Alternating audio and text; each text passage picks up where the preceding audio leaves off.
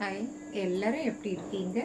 வணக்கம். Welcome to Iniya's diary. காலையிலேருந்து நிறைய வீடியோஸ் போட்டுட்ருக்கேன். திருக்கார்த்திகை தீப நல்வாழ்த்துகள்னு சொல்லிட்டேன். காலையிலேயே பரணி தீபமும் பார்த்துட்டோம். இப்போது 6 மணிக்கு கரெக்டாக அண்ணாமலையார் அந்த மலை மேலே மகாதீபம் ஏற்றப்பட்டது. உடனே விளக்கேற்றி சாமிக்கு அர்ச்சனைலாம் பண்ணி தேங்காய் உடைச்சி, தேங்காவில் ஒரு அற்புதம் நிகழ்ந்தது. ஒரு ஐயப்பன் மலைக்கு போகிற சாமி தான் எனக்கு தேங்காய் கொடுத்தாங்க நம்ம மார்க்கெட்டில். அந்த தேங்காவில் பூ பூத்திருந்தது. அதுவும் ஒரு இந்த வீடியோவாக போடுறேன் பாருங்கள். ரொம்ப அழகாக அமைஞ்சது. அதே மாதிரி வாழைப்பழம் அதுவும் பார்த்திங்கன்னா அந்த பூஜைக்கு ஏற்ற ஒரே ஒரு வாழைப்பழம் மட்டும் மேலே இருக்கிற மாதிரி இருக்கும். அந்த மாதிரி அமைஞ்சது. வெத்தலை பாக்கும் நல்ல கருப்பு வெள்ளை வெத்தலை சேர்ந்து பாக்கும் அழகாக வச்சு கொடுத்தாரு. இத்தனைக்கும் அவர் நம்ம குருவிக்காரங்க இதில் வந்தவங்களாக தான் இருக்கும்னு நினைக்கிறேன். அவ்வளோ அழகாக வச்சு கொடுத்தாரு. இன்றைக்கி அம்சமாக அமைஞ்சது எல்லாமே ஐயப்ப சுவாமி கொடுத்த மாதிரி. ஒரு தேங்காவில் பூ விழுறதுன்னா எவ்வளோ பெரிய விஷயம். அந்த மாதிரி கொடுத்தாரு அவருக்கு ரொம்ப நன்றி. அண்ணாமலையாரா இல்லை ஐயப்ப சாமியா அப்படிங்கிறதுக்கு அதாவது கடவுளோட அனுகிரகம் நமக்கு இருக்குது அப்படிங்கிறது அந்த தேங்காய் உடைக்கும் போது மனசில் அந்த எண்ணங்கள் வரும் இல்லையா? அது ரொம்ப அழகாக அமைஞ்சது இன்றைக்கி சுவாமிக்கு படைக்கும்போது.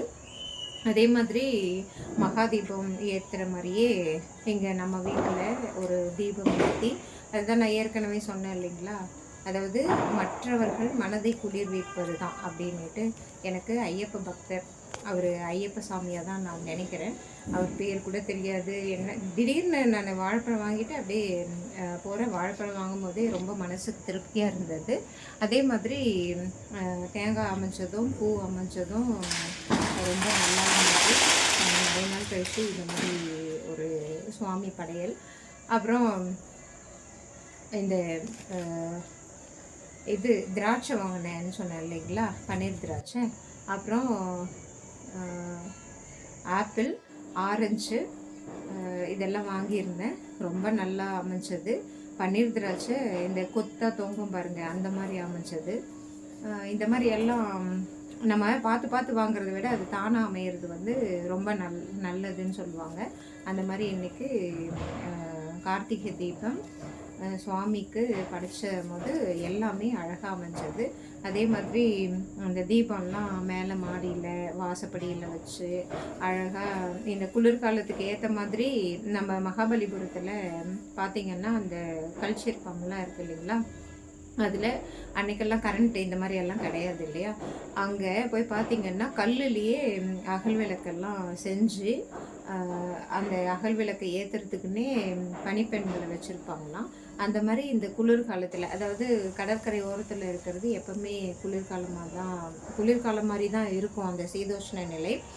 மகாபலிபுரம் போனீங்கன்னா அது பாருங்கள், ரொம்ப நல்லாயிருக்கும். அந்த மண்டபம் ஒன்று இருக்கும், அது பக்கத்தில் 5 கால் மண்டபத்துலேயும் அந்த மாதிரி தான் இருக்கும்.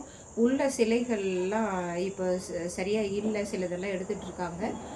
அரசர் உட்கார்ற இடத்துல உள்ள, அதாவது கர்ப்ப கிரகத்தில் எல்லாமே இந்த மாதிரி அகல் விளக்கு வச்சுருப்பாங்க. மகாபலிபுரத்தில் நான் இதை பார்த்துருக்கேன். ரொம்ப நல்லாயிருக்கும், நீங்கள் போய் பாருங்கள். அதே மாதிரி நம்ம வீட்டில் அகல் விளக்கு வைக்கிறது இப்போது இந்த காலத்துக்கு ஏற்ற மாதிரி வச்சுட்ருக்கோம், மாடி மேலே வச்சுட்ருக்கோம். ஆனால் அதுவே அம்சமாக அமைஞ்சிருந்தது. அதுவும் இந்த வீடியோவில் போட்டிருக்கேன், பார்த்து என்ஜாய் பண்ணுங்கள். இந்த கார்த்திகை தீப திருநாள் எல்லாருக்கும் எல்லா வளமும் நலமும் தரணும் அப்படின்னு சொல்லிட்டும் நான் வேண்டிக்கிட்டேன். எனக்கும் நீங்கள் வேண்டிக்கோங்க, நானும் நல்லா இருக்கணும், இந்த உலகமும் நல்லா இருக்கணும், எல்லாருமே நல்லா இருக்கணும் அப்படின்னு வேண்டிட்டு அந்த வீடியோவும் பாருங்கள். அவ்வளோ அருமையாக அமைஞ்சிருந்தது. இந்த வீடியோவிலேயே இணைச்சி விடுறேன், பாருங்கள், பார்த்து என்ஜாய் பண்ணுங்கள். அதே மாதிரி மகாபலிபுரம் போய் பாருங்கள். இந்த கார்த்திகை தீப திருவிழா வந்தால் எனக்கு அண்ணாமலையார் கோயில், திருவண்ணாமலையார் கோயில், அந்த மகாதீபம் அந்த ஞாபகங்கள்லாம் நமக்கு உடனே வரும் இல்லையா? கார்த்திகைன்னா அந்த மாதிரி எனக்கு மகாபலிபுரத்தில் ஞாபகம் வரும். அது வரலாற்று சின்னம். எதனா டைம் கிடச்சதுன்னா போய் பாருங்கள். இது ஸ்பிரிச்சுவல், டெவோஷனல் அப்படிங்கிற மாதிரி பார்த்தா அது வந்து ஹிஸ்டாரிக்கல் மூமெண்ட்ஸு மோனமெண்ட்ஸ் எல்லாம் அவ்வளோ அழகாக இருக்கும். அந்த யானை சிற்பங்கள்லாம் இருக்குது இல்லையா, அது கிட்ட போய் பார்க்குறதுக்கு முடிஞ்சால் பாருங்கள். அது இப்போ அனுமதிக்கிறதில்ல. அங்கே கூட அகல் விளக்கு இருக்குது. இந்த குரங்கு பொம்மை இருக்கும் இல்லைங்களா, கல்லுலேயே செதுக்கி வச்சுருப்பாங்க இல்லைங்களா, பெயின் பார்க்குற மாதிரியெல்லாம், அந்த இடத்துல கூட அகல் விளக்கெல்லாம் இருக்குது. பாறை இடுக்கில் அகல் விளக்கு இருக்குது. அந்த நெய் கல் ஒன்று இருக்குது பாருங்கள், அங்கே அகல் விளக்கு இருக்குது. இந்த திருக்கார்த்திகை தீப திருநாளில் இந்த ஒரு இன்ஃபர்மேஷனை உங்களுக்கு கொடுக்கணும் அப்படின்னு சொல்லிட்டு ஆசைப்பட்டேன். அந்த ஐயப்ப பக்தருக்கு பூ விழுந்த தேங்காய், அது வந்து என்ன நினச்சி கொடுத்தாருன்னு தெரியல. ஐயப்ப சாமியே எனக்கு நேரில் வந்து கொடுத்த மாதிரி இருந்தது. தேங்க்யூ ஐயப்ப சாமி. அவங்களுக்கு நம்மெல்லாம் போக முடியாது, இப்போ நான் போகலாம். எனக்கு எல்லாமே கிளியர்டு. ஐயப்ப சாமி மலைக்கு போகிற அளவுக்கான ஏஜும் வந்துருச்சு. இருந்தாலுமே எனக்குள்ள என்னென்னா, ஐயப்பன் சாமி மலைங்கிறது பெண்களே வரக்கூடாது, ஆண்கள் மட்டும்தான் அங்கே இருக்கணும் அப்படின்னு சொல்லிட்டு ஒரு ஐதீகம் இருக்கும்போது, நம்மளால் அதாவது ஒரு 12 வயசுக்குள்ளவா 12 வயசுக்குள்ளே உள்ள பெண்களும் 55 வயதுக்கு மேலே உள்ள பெண்களும் வரலாம் அப்படின்னு சொல்லிட்டு சொன்னால் கூட எனக்கு அதிலெல்லாம் விருப்பம் இல்லை. ரொம்ப புரட்சிகரமாக இது வந்து கொஞ்சம் பெண்கள் நிறுத்திக்கணும்னு நினைக்கிறேன்.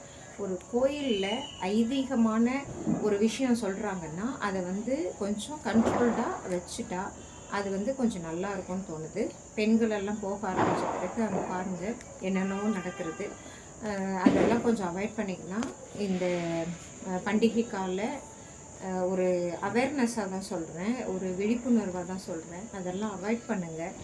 பெண்களை இழிவுபடுத்துகிறாங்கன்னு நினைக்க வேண்டாம். அது வந்து ஒரு அப்நார்மலாக ஒரு நம்ம எவ்வளோதான் குறித்து கேட்டுக்கிட்டாலும் ஒரு அப்நார்மலாக இருக்கும்போது அது ஆண்களுக்கு சுத்தமாக இருக்காங்க, நமக்கு வந்து வேறு மாதிரி ஒரு ஐதீகத்தில் ஏதோ ஒன்று சொல்கிறாங்க அப்படின்னா அது வந்து உடைக்கிறது, புரட்சி இல்லை வேறு எதனா உரிமைகளை பெறுறது அப்படின்னு சொல்லிட்டுலாம் நினச்சிக்க வேண்டாம். அங்கே போகிறதுனால என்ன பிரயோஜனம்னு தான் பார்க்கணும். ஐயப்ப சுவாமியை பார்க்கணும் அப்படின்ட்டு மனசு உருகி போகிற மாதிரி எனக்கு தெரியல, அடாவடியாக போகிற மாதிரி தான் தெரிஞ்சது.